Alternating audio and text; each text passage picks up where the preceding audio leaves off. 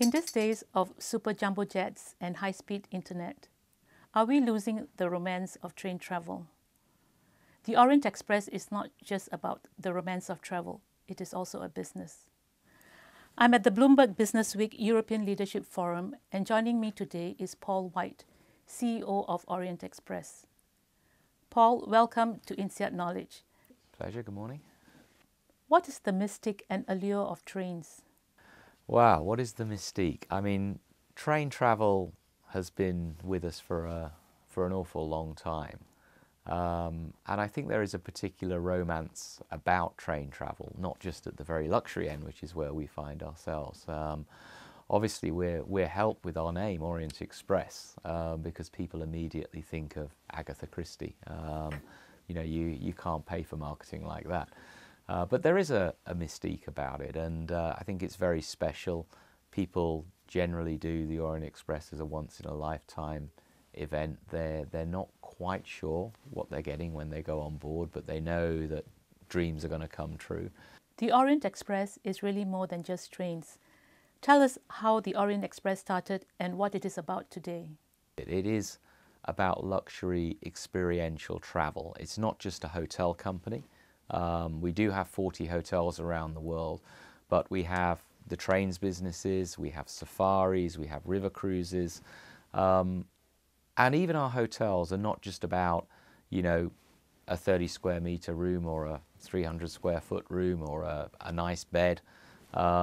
It's about the whole experience that goes with it. From the minute you place your reservation to coming through the door, we try to make you feel very, very special.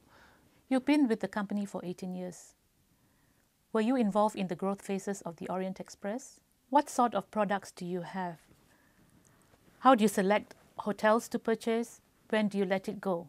One of the tasks I was given when I very first joined was to prepare some of the properties to be sold. And actually, with my former boss, who moved on about 4 years ago, we sat down and realized that actually there was a good business here.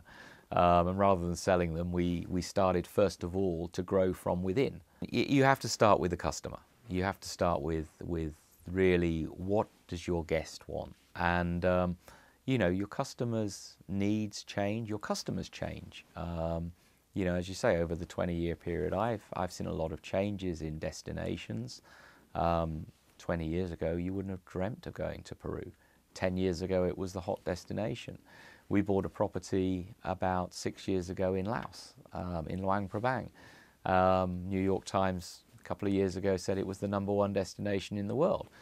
But, I was likened, this is a very English phrase, recently to a manager of a football team that has a good squad of players but knows when to sell one and buy another one. Was the Orient-Express affected by the economic crisis? The travel industry probably felt it earlier than most. The collapse of Lehman's really was the start of a huge drop in business for ourselves and our peer group. That said, the luxury end seems to have been recovering a little faster than most. The big effect of the crisis, I think, is as happened in the early 90s and indeed slightly after 9/11, is it does change the way that you run your business, and normally for the better. What I found this time is that our general managers are much more focused on balance sheet issues. They understand their own balance sheets now, whereas after the last crisis, they started to understand their profit and loss accounts.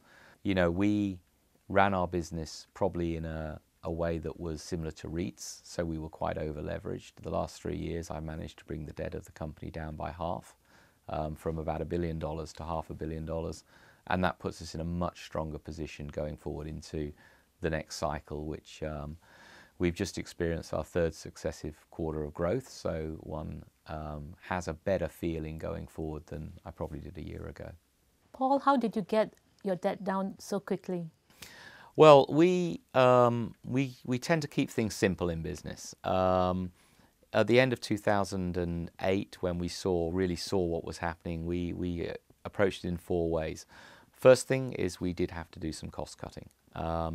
But we focused the cost cutting on costs that could be cut for the long term, not just for the short term. The second is we did sell some non-core assets, about $120 million worth of non-core assets. The third is we had a fairly sizable real estate bank, which also we embarked on selling.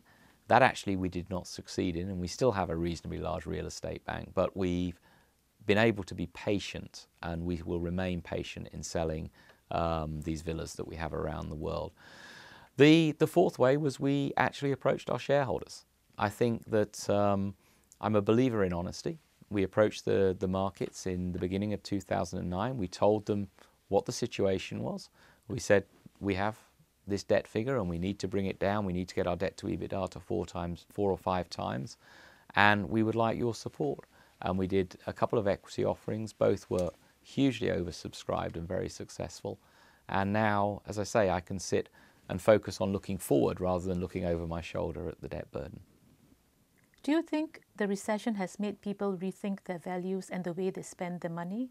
We don't see a huge amount of pushback, if you like, in the high season, in the suites and in the junior suites, but the aspirational customers with the slightly less purchasing power are a little more particular. The other thing, though, is I noticed that customers are quite happy to spend $1,000 or $2,000 on a room, but don't overcharge them on something they know the value of. They will really push back against a $10 or $15 charge for internet or pricing in a minibar. And once people are upset about something, that really destroys the experience that you're trying to deliver. So, you know, one of my managers said the days of the €5 Diet Coke are dead a couple of years ago. And he's absolutely right, because anything that you can put a value on, you know what you should be paying for it. What do you think the luxury market will look like in the next 3 to 5 years? In our own industry, we had a huge number of hotels pop up in the sort of mid-2000s, calling themselves luxury, and a lot of them have fallen by the wayside. You have to do it right. You have to really deliver. And I think luxury is just going to become more and more pure as we go forward. And people that are trying to sort of just hang on the coattails of luxury are going to find it more and more difficult. What do you think are the factors weighing on purchasing power?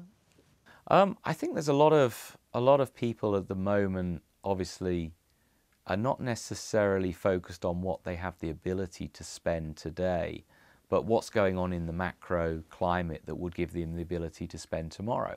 You know, if I'm a guy on a reasonable salary here working in the City of London, I'm probably quite happy with the money that's in my pocket week in, week out, but I'm thinking about whether it's going to be there in a year's time or in 2 years' time. We're still a little way from the purchaser being comfortable with the purchasing power that they have. But I think, you know, there's a build-up, almost like the champagne cork effect, that people want to spend, but they're just waiting for the right moment. That moment, I think, has come a little earlier in the United States than it has in Europe at the moment, because I just think that mentally we lag probably a year to 18 months the cycle over here. What advice would you give to business school students who aspire to become entrepreneurs in the lodging business? I think it's unusual compared with other industries in that you do need a certain amount of passion for it and almost love for it. It's a very hard-working industry, but it's a very rewarding industry. At the end of the day, we are, in a way, in the entertainment industry. We're in the business of making people happy. Paul White, thank you for being with us today at INSEAD Knowledge. Thank you. Pleasure.